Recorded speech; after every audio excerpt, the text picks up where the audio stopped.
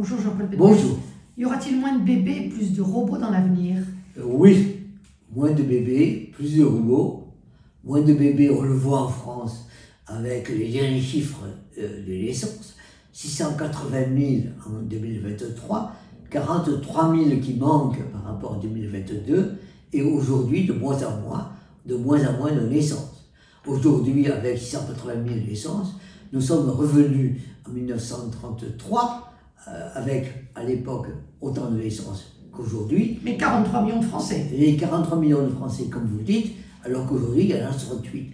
Donc on a bien aujourd'hui une décrue dramatique du nombre de naissances. En même temps, il y a de plus en plus de robots que l'on retrouve bien sûr dans les usines, mais aussi dans les transports, dans les métros et dans les hôtels, pour aider et remplacer pour une part les activités des hommes. En fait, il y a coexistence au moins et substitution en partie. Oui, il y a substitution pour tout ce qui est pénible, difficile, dangereux, répétitif. Par exemple, dans les entreprises, c'est vrai, même dans l'agriculture, où les robots arrivent, parce qu'ils sont parfois plus inusables, plus résistants et plus précis.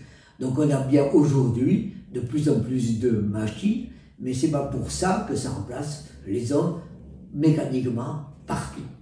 Enfin, quand vous dites partout, c'est partout dans le monde également. Partout dans le monde, on a la même idée. On voit bien aujourd'hui que l'on a moins de naissances partout, même dans les pays dits émergents.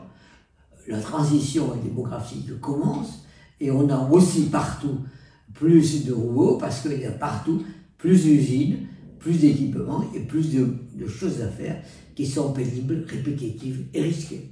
Donc les robots remplaceraient plutôt les machines industrielles. Oui, plutôt là. Ça sera plus compliqué, plus difficile pour ce qui est les services et évidemment très difficile pour ce qui est les contacts humains. Là, les robots pourront essayer de faire des efforts, mais ce sera évidemment très compliqué et très limité. Ils ne remplaceront pas l'humain.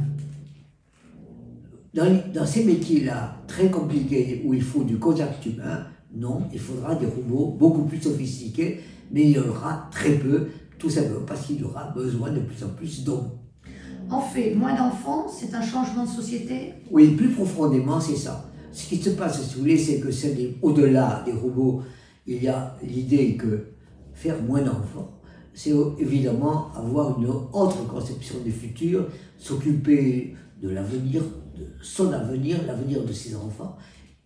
Au-delà de l'éco-anxiété, il y a des interrogations sur comment allons-nous vivre avec plus de milliards d'individus par rapport à une Terre qui s'épuise.